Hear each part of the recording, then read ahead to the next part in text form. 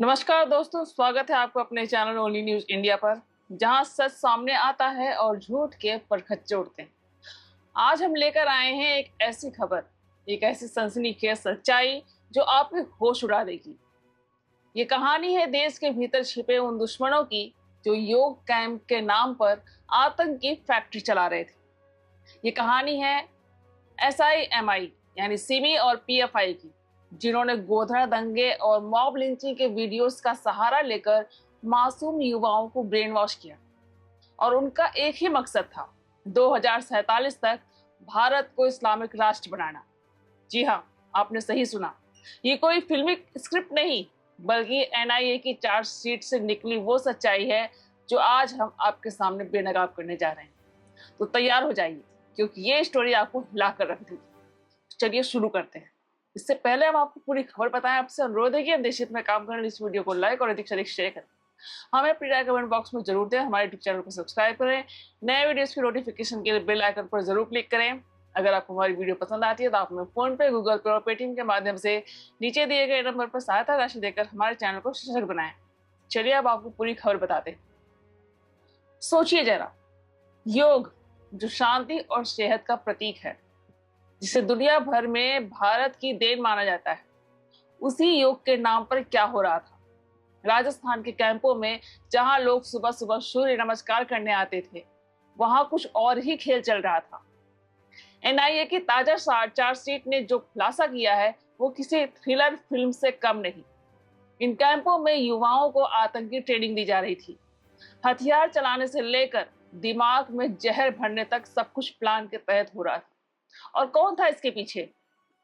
PFI, popular front of India, और उसका पुराना साथी SIMI यानी student Islamic movement of India. ये दोनों संगठन मिलकर एक ऐसी साजिश रच रहे थे जिसका मकसद था भारत को उसकी जड़ों से उखाड़ फेंकना। लेकिन सवाल ये है कि ये लोग ऐसा कैसे कर रहे थे? जवाब है ब्रेन वॉशिंग। NIA की जांच में पता चला कि इन कैंपों में मुस्लिम युवाओं को गोधरा दंगे और मॉब लिंचिंग के चुनिंदा वीडियोस दिखाए जाते थे। इन वीडियोस को इस तरह से एडिट किया जाता था कि देखने वाले के मन में नफरत की आग भड़क उठे। उन्हें बताया जाता था कि हिंदुस्तान में मुसलमानों के साथ सिर्फ जुल्म होता है और इसका जवाब है हथियार उठाना। दोस्तों, ये कोई छोटी मोटी साजिश नहीं थी। ये एक ऐसा सोचा समझा प्लान था जिसे सालों से तैयार किया जा रहा था। PFI और सिमी का काला इतिहास। जी हाँ दोस्तों, अब जरा इन दोनों संगठनों PFI और सिमी के काले कारनामों पर नजर डालते हैं। सिमी की शुरुआत हुई थी 1977 में अलीगढ़ में। उस वक्त इसे स्टूडेंट्स का संगठन बताया गया, लेकिन जल्द ही इसका असली चेहरा सामने आ गया। 2001 में 9/11 हमले के बाद भारत सरकार ने इसे बैन कर दिया था। क्यों? क्योंकि सिमी आतंक को बढ़ावा दे रहा था। लेकिन क्या ये रुक गए? जी नहीं, ये लोग अंडरग्राउंड हो गए और अपने नापाक मंसूबों को पूरा करने में जुट गए। NIA की रिपोर्ट बताती है कि सिमी ने कई आतंकी हमलों में हाथ डाला, जिसमें ट्रेन ब्लास्ट से लेकर मस्जिदों तक को निशाना बनाया गया। और फिर आता है PFI, popular front of India, जो बाहर से सामाजिक संगठन का चोला पहनता था, लेकिन अंदर से आतंक की मशीन चलाता था। 2022 में केंद्र सरकार ने इसे बैन कर दिया, लेकिन उससे पहले ये लोग अपना खेल खेल चुके थे। NIA की चार्जशीट कहती है कि PFI ने कराटे और योग कैंप्स के नाम पर हथियारों की ट्रेनिंग दी। गला काटने से लेकर बॉडी पार्ट्स अलग करने तक की प्रैक्टिस कराई जाती थी। और ये सब किसके लिए? एक इस्लामिक राष्ट्र बनाने के लिए, जहां संविधान की जगह शरिया कानून चले। दोस्तों, ये खुलासा सुनकर आपको रोंगटे खड़े हो गए ना? लेकिन अभी तो कहानी शुरू हुई है। गोधरा और मॉब लिंचिंग का इस्तेमाल। यहाँ दोस्तों बात करते हैं उस हथियार की जिसे PFI और सिमी ने सबसे ज्यादा इस्तेमाल किया। गोधरा और मॉब लिंचिंग के वीडियोस।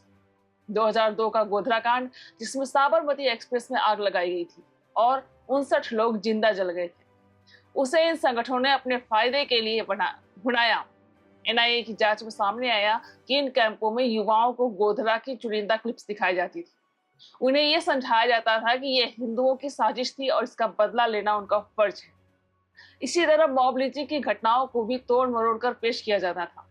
कुछ वास्तविक घटनाएं, कुछ फर्जी वीडियोस, सब मिलाकर एक ऐसा कॉकटेल तैयार किया जाता था जो युवाओं के दिमाग में जहर घोल दे। एनआईए ने पाया कि इन वीडियोस के जरिए उन्हें ये यकीन दिलाया जाता था कि भारत में मुसलमान सुरक्षित नहीं है और इसका हल है जिहाद। दोस्तों, ये कितना खतरनाक खेल था आप सोच भी नहीं सकते। इन लोगों ने भावनाओं को हथियार बनाया और मासूम युवाओं को आतंकी बना डाला।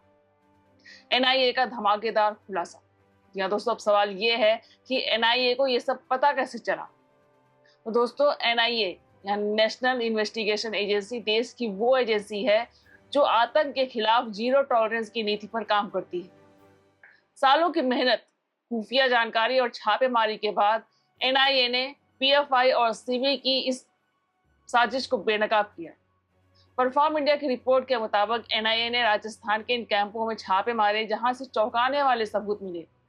हथियार, ट्रेनिंग मैनुअल्स और वो वीडियोस, सब कुछ बरामद हुआ। चार्जशीट में साफ साफ लिखा है कि पीएफआई का टारगेट था 2047 तक भारत को इस्लामिक राष्ट्र बनाना। इसके लिए उन्होंने एक पूरा रोड मैप तैयार किया था।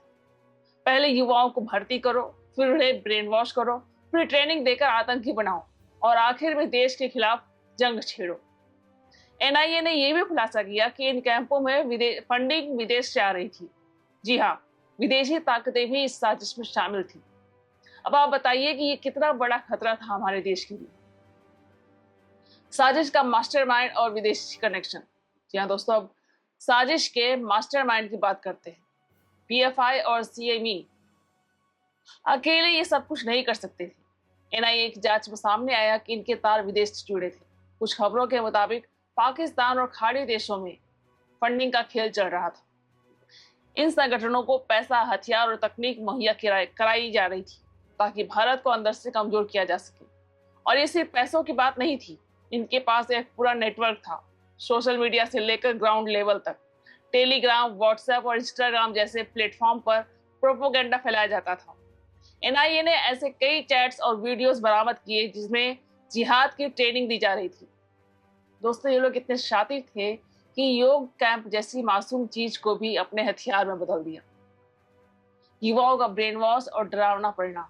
जी हाँ दोस्तों, अब जरा सोचिए इन कैंपों में आने वाले युवाओं का क्या हाल होता होगा। ये वो लोग थे जो शायद अपने परिवार के लिए कुछ अच्छा करना चाहते थे, लेकिन उन्हें क्या मिला?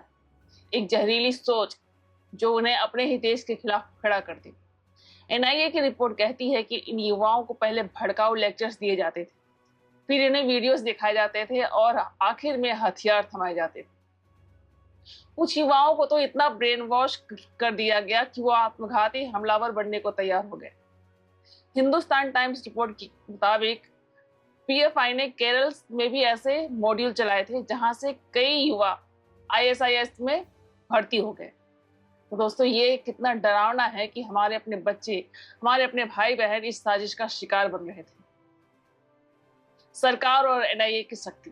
लेकिन दोस्तों, अच्छी खबर यह है कि भारत सरकार और एनआईए ने इस साजिश को वक्त रहते पकड़ लिया। 2022 में पीएफआई पर बैन लगा।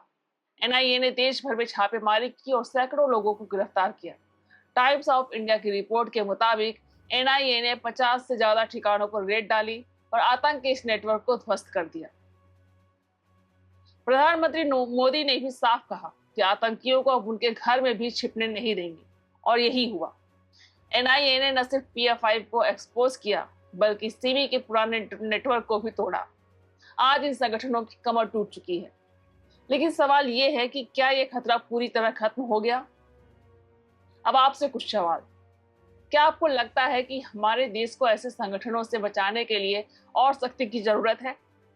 क्या आपको नहीं लगता कि हमारे युवाओं को इस जहर से बचाना हम सबकी जिम्मेदारी है? दोस्तों, ये साजिश सिर्फ सरकार या एनआईए की लड़ाई नहीं है, ये हमारी और आपकी लड़ाई है।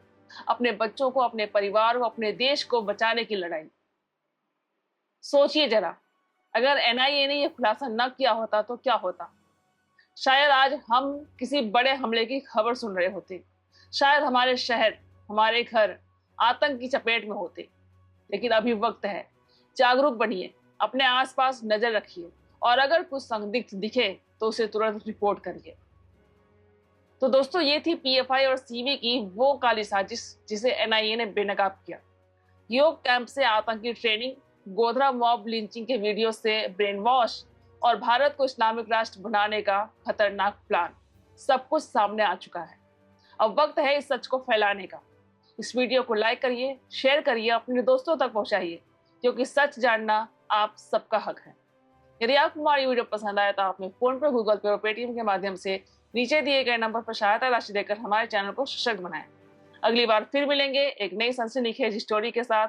अपने देश को सुरक्षित रखिए और हमें सब्सक्राइब करना ना भूलें। तो बने रहिए ओनली न्यूज इंडिया के साथ। बहुत बहुत धन्यवाद। जय हिंद, जय भारत।